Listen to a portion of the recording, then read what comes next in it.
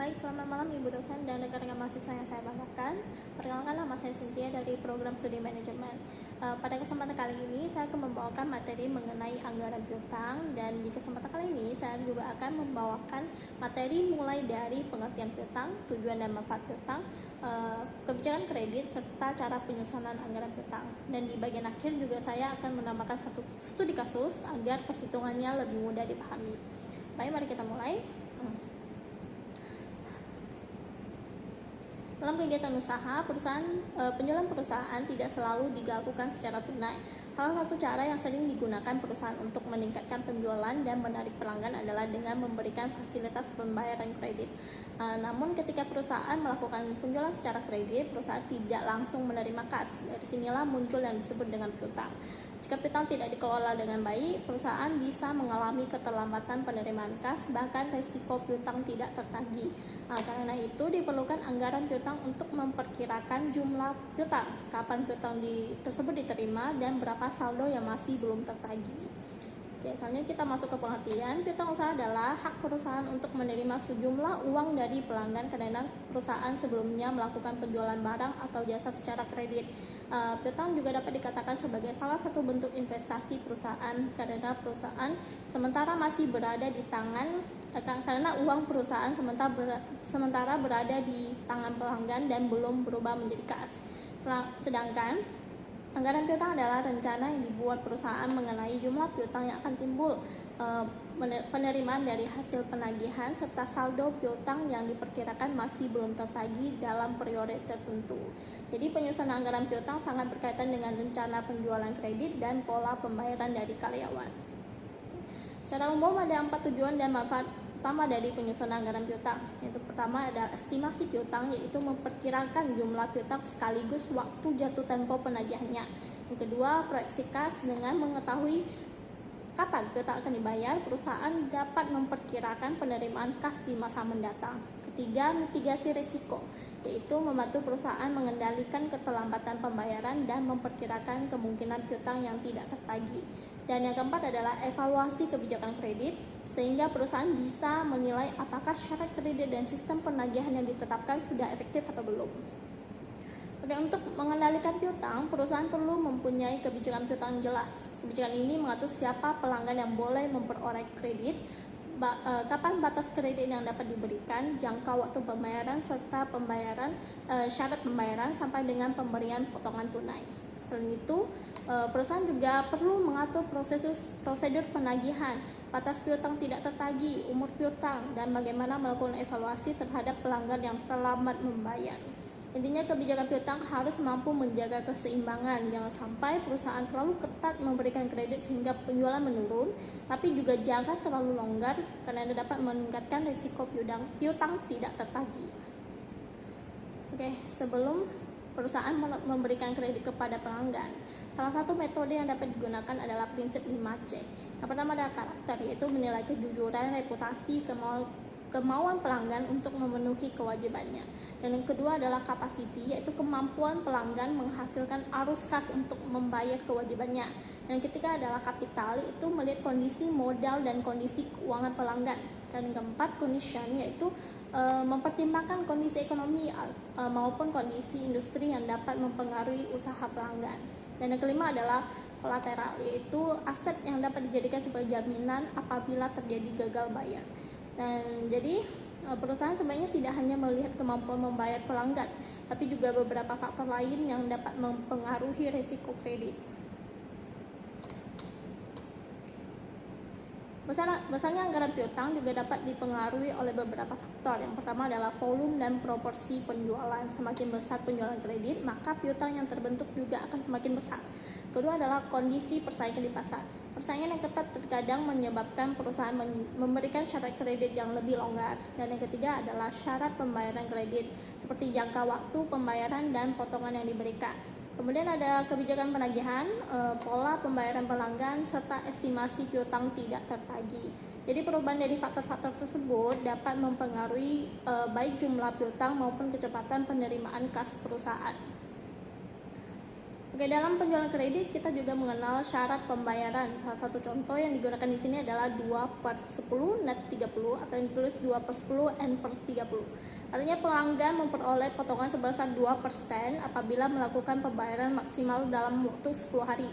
Dan apabila pelanggan tidak memanfaatkan potongan ini, maka seluruh tagihannya harus dibayar dalam kurun waktu 30 hari. Potongan seperti ini juga dapat digunakan perusahaan untuk mendorong pembayaran menjadi lebih cepat. Namun konsekuensinya adalah jumlah kas yang diterima perusahaan akan lebih sedikit karena adanya diskon.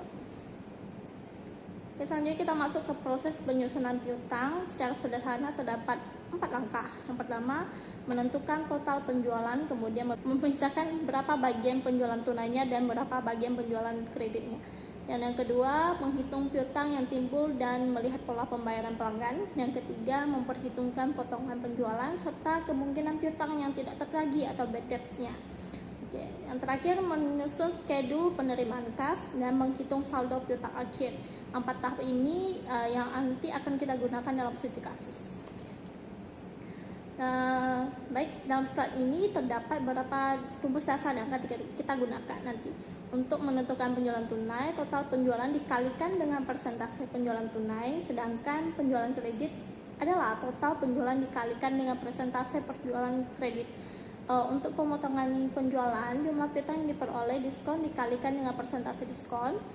Kemudian piutang tidak tertagih dihitung berdasarkan penjualan kredit dikalikan dengan persentase bad debts. Terakhir, saldo piutang akhir pada dasarnya diperoleh dari saldo awal ditambah piutang baru, kemudian dikurangi dengan penerimaan dan piutang tidak tertagih. Rumus-rumus ini nanti akan terlihat lebih jelas pas kita masuk ke studi kasus. Selain menyusun anggaran, perusahaan juga perlu mengukur apakah pengelolaan piutangnya sudah efisien. Yang pertama dapat kita lihat dari receivable turnover atau perputaran piutang. Semakin tinggi perputarannya, berarti semakin cepat perusahaan menagih piutangnya tentunya. Dan yang kedua adalah average collection period, yaitu rata-rata waktu yang diperlukan perusahaan untuk mengubah piutang menjadi kas. Dan yang ketiga adalah persentase piutang tidak tertagih. Rasio ini menunjukkan beberapa besar penjualan kredit yang pada akhirnya menjadi piutang macet. Dan yang terakhir adalah aging atau penanalisis umur piutang, yaitu pengelompokan piutang berdasarkan berapa lama piutang tersebut belum dibayar. Misalnya belum jatuh tempo 1-30 hari, 31-60 hari, dan lebih dari 60 hari mungkin. Dan supaya lebih mudah memahami penyusunan anggaran piutang, berikut saya menggunakan contoh dari PT Signal Elektronik. Baik, perusahaan akan menyusun anggaran piutang pada tahun 2026. Rencana penjualannya adalah 300 juta pada triwulan 1, 360 juta pada triwulan 2, 420 juta pada triwulan 3, dan 450 juta pada triwulan 4. Ketentuannya 25% penjualan dilakukan secara tunai dan 75% secara kredit. Dari penjualan kredit, 50% dibayar pada triwulan yang sama dengan diskon 2%, kemudian 30% dibayar pada triwulan yang sama tanpa diskon, 18% dibayar pada triwulan berikutnya, dan 2% diperkirakan tidak tertagih. Saldo piutang awal di tahun 2026 di sini adalah 0 ya. Dari informasi ini kita akan menghitung penjualan kredit dan tunainya, schedule penerimaan piutangnya, anggaran piutang, dan kemudian menganalisis hasilnya. Oke, langkah pertama adalah memisahkan penjualan tunai dan kredit ya. Sebagai contoh, penjualan pada triwulan 1 sebesar 300 juta rupiah, karena 25% merupakan penjualan tunai, maka diperoleh 75 juta rupiah. Sedangkan 75%-nya merupakan penjualan kredit, yaitu sebesar 225 juta rupiah. Perhitungan yang sama dilakukan pada setiap triwulan tentunya. Dan dari total penjualan tahun 2026 sebesar 1,53 miliar rupiah, penjualan tunai adalah 382,5 juta, sedangkan penjualan kredit mencapai 1,1475 miliar rupiah. Jadi dapat kita lihat bahwa sebagian besar penjualan perusahaan dilakukan secara kredit ya. Oke. Selanjutnya kita dapat lihat lebih detail perhitungan untuk penjualan kredit pada triwulan 1 sebesar 225 juta rupiah. sebanyak 50% atau 112,5 juta dibayar dengan memanfaatkan diskon 2%. Karena diskonnya sebesar 2,25 juta, maka kas bersih yang diterima perusahaan adalah 110,25 juta rupiah. Kemudian 30% atau 67,5 juta rupiah dibayarkan pada triwulan yang sama tanpa diskon. Jadi total kas yang diterima pada triwulan 1 dari penjualan kredit triwulan 1 adalah 177,75 juta rupiah. Sedangkan 18% atau 40,5 juta baru diterima pada triwulan 2 dan 2% atau 4,5 juta diperkirakan akan menjadi piutang tidak tertagih. Dengan menggunakan pola yang sama, perhitungan dilanjutkan untuk triwulan kedua dan 3 dan 4 ya. Dari seluruh penjualan kredit pada tahun 2026 sebesar 1,1475 miliar rupiah, pembayaran yang memperoleh diskon secara bersih berjumlah 562,275 juta. Kemudian pembayaran tanpa diskon sebesar 344,25 juta. Secara keseluruhan, penerimaan yang terjadi pada triwulan penjualan adalah 906,525 juta. Sedangkan bagian yang baru diterima pada triwulan berikutnya mencapai 206,55 juta. Sementara total piutang yang diperkirakan tidak tertagih adalah 22,95 juta rupiah ya. Dan setelah mengetahui pola pembayarannya, selanjutnya kita menyusun schedule penerimaan piutangnya. Misalnya pada dari penjualan kredit triwulan 1 sebesar 177,75 juta diterima pada triwulan 1 dan sisanya 40,5 juta diterima pada triwulan 2. Kemudian untuk triwulan 2 sebagian diterima di triwulan 2 dan 48,6 juta diterima pada triwulan 3. Pola yang sama juga berlaku untuk triwulan berikutnya. Dan dari tabel ini dapat diketahui bahwa total penerimaan kas dari piutang selama tahun 2026 adalah 1,052325 miliar rupiah. Sedangkan sebesar 60,75 juta yang berasal dari triwulan 4 baru akan diterima di triwulan 1 tahun berikutnya, yaitu tahun 2027. Dan selanjutnya kita menyusun anggaran piutang ya. Sebagai contoh di triwulan 2 saldo piutang awal adalah 40,5 juta. Kemudian terdapat tambahan piutang bersih setelah diskon sebesar 267,3 juta. Sehingga jumlah piutang menjadi 307,8 juta. Oke. Pada triwulan 2, perusahaan menerima kas sebesar 253,8 juta dan terdapat bad debt sebesar 5,4 juta.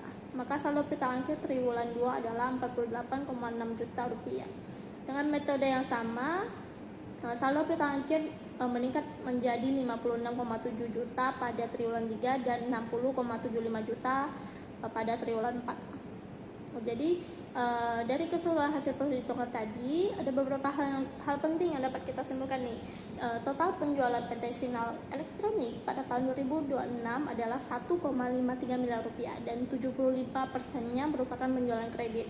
Artinya perusahaan cukup bergantung pada keberhasilan penagihan piutang. Dan secara bersih, sekitar 79% dari penjualan kredit sudah diterima pada triwulan yang sama. Kemudian 18% baru diterima pada triwulan berikutnya dan 2% diperkirakan tidak tertagih. Total diskon selama setahun adalah 11,475 juta. Diskon ini membantu mempercepat pembayaran tetapi juga mengurangi kas yang diterima perusahaan.